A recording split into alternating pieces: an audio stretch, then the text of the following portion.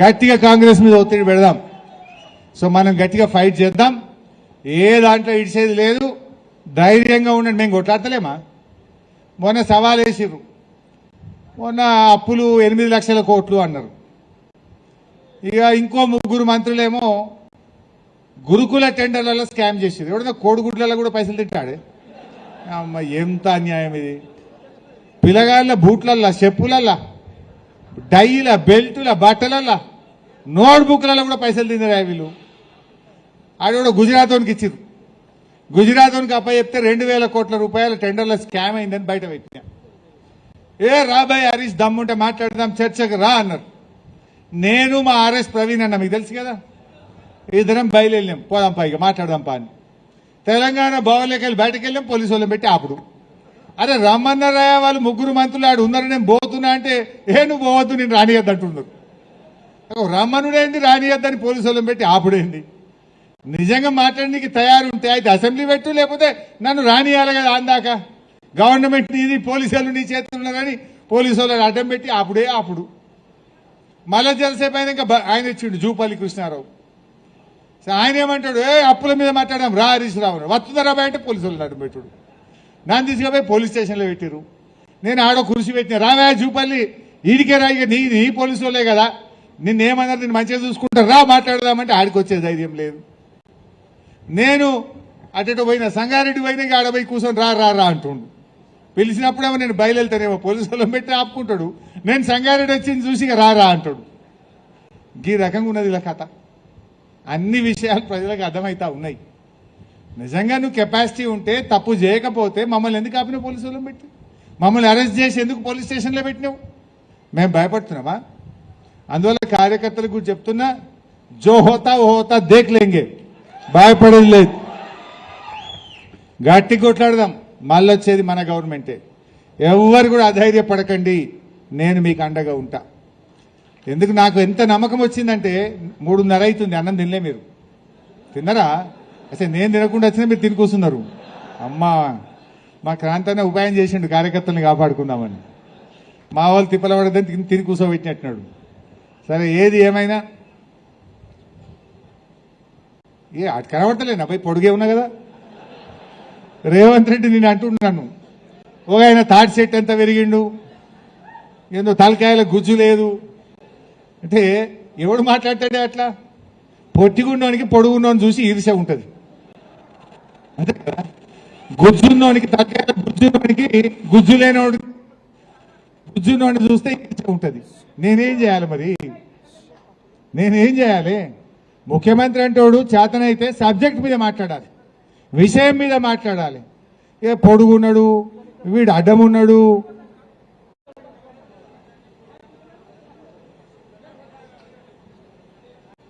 సింగూరు ఇందిరాగాంధీ కట్టి అదెందుకు కూలిపోయింది అడుగుమంటావు? కాంగ్రెసే కట్టి అదెందుకు ఖరాబ్ అయింది అంటున్నావా? అడుగుతా బాబు. నువ్వు సర్పంచ్లకు పనులు ఇచ్చు లేదు. కాంగ్రెస్ వాళ్ళు అపాయింట్ చేసిన మార్కెట్ కమిటీ చైర్మన్లకు 6 నెలల జీతం రాక. మీకు ఎవరు పెట్టుంటారు కదా ఇక్కడ మార్కెట్ చైర్మన్, కాంగ్రెస్ వాడే కదా. వాడిని ఎప్పుడైనా షార్ట్ కడుగు నీ జీతం పడ్డాదిరా అని 6 నెలల అన్న అంటాడు షార్ట్కు. వాళ్ళు అపాయింట్ చేసుకున్న మార్కెట్ చైర్మన్ కు 6 నెలల వాళ్ళకే జీతం దిక్కులేదు. గట్లున్నది వాళ్ళ పాలన. సర్పంచ్లకు రూపాయి ఇయ్యరు. కేసీఆర్ గారు ఉండగా ప్రతి ఊరికి ఫైనాన్స్ కమిషన్ డబ్బులు సమానంగా రాష్ట్ర ప్రభుత్వం డబ్బులు వచ్చు, నెల జీతం పడ్డట్టు పంపిండు. వీళ్ళు వచ్చిండ్రు, అది బంద్ అయిపోయింది. మీరు సర్పంచ్ ఉన్నారు ఇక్కడ. అప్పుడు ఊర్లల్లో హరితహారం నర్సరీ ఉంటుండే. నేను ఎప్పుడో ఉన్న ఒక మండలం రివ్యూ చేసిన. అప్పుడు ఊరికి 1,00,000 చెట్ల నర్సరీ ఉండే. మండలం మొత్తం ఈసారి ఎంత టార్గెట్ రా అంటే 40,000 అంటుండు. మండలం మొత్తం. అప్పుడు ఒక ఊరికి కూడా 40,000 కంటే ఎక్కువ ఉంటుండే. అంటే చెట్లు పెట్టుడు బంద్ అయిపోయింది, చెత్త ఎత్తుడు బంద్ అయిపోయింది, డంపు యార్డు పని చేస్తలేదు, వైకుంఠధామం నడుస్తలేదు, ట్రాక్టర్ల డీజిల్ పోసే పరిస్థితి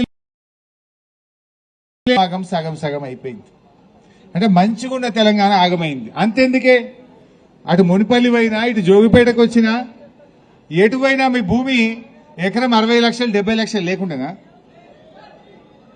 ఇప్పుడు ఎంతకొచ్చింది? ఎవడన్నా బిడ్డ లగ్గం ఉన్నదిరా బాబు, నా చదువులున్నాయిరా పిల్లలే అని అమ్ముదాం, చెడిపోయి సగానికి అమ్ముదాం అంటే నన్ను ఎవడన్నా కొంటున్నాడే అంటే రేవంత్ పాలన గట్లున్నది. కేసీఆర్ వస్తేనేమో పెరుక్కుంటా పోయింది. ఎవరైనా రైతు 4 ఎకరాలు ఉంటే నేను కోటీశ్వరిని పోయి నాకు 4 ఎకరాలు ఉన్నది, 4 ఆళ్ళు 24 అనుకుంటుండే, 2,40,00,000 అన్నారు. ఇప్పుడేమైపోయింది? అరే ఇంట్లో ఆపద పడ్డదిరా పోయి దవాఖానలో ఆపరేషన్ ఉంది, ఒక 10 గుంటలు తీసుకోటే వద్దు నాకు పట్టదంటున్నాడు. ఆగం చేసిండు తెలంగాణ. మంచిగా ఉన్న తెలంగాణను ఆగం పట్టించినటువంటి పరిస్థితి ఉన్నది. అందుకే ఇవాళ కార్యకర్తలుగా మనం ఈ గులాబీ సైనికులుగా గర్వపడాలి. ఎస్, మాది బీఆర్ఎస్ పార్టీ, మేము కేసీఆర్ సైనికులం అని చెప్పుకోవాలి.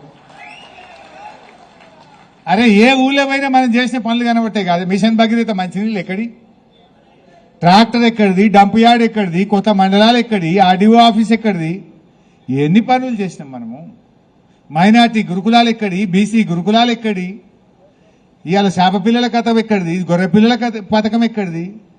మీరు ఏం షాదీ ముబారక్ ఎవరు పెట్టిండ్రు, కళ్యాణ లక్ష్మి ఎవరు పెట్టిండ్రు, కేసీఆర్ కిట్ ఎవరు పెట్టిండ్రు, మీ జోగిపేటలో డయాలసిస్ సెంటర్ ఎవరు పెట్టిండ్రు, ఆక్సిజన్ బెడ్లు ఎవరు పెట్టిండ్రు, మనం కదా చేసింది. అంటే అందువల్ల మనం మంచిగా పనిచేసినాం. తప్పకుండా ప్రజలు మన వైపు చూస్తున్నారు. కష్టపడదాం. ఇక దగ్గర పడ్డదే, ఇప్పుడు అయింది ఎక్కువ, ఇక ఉన్నది తక్కువ. అయిపోయింది ఎక్కువ, ఉన్నదే తక్కువ ఉన్నది. ఎంఓఎంబి ఆపేసిండ్రు, మన ఊరు మన బడి తాళమే అవసరం స్కూల్కు.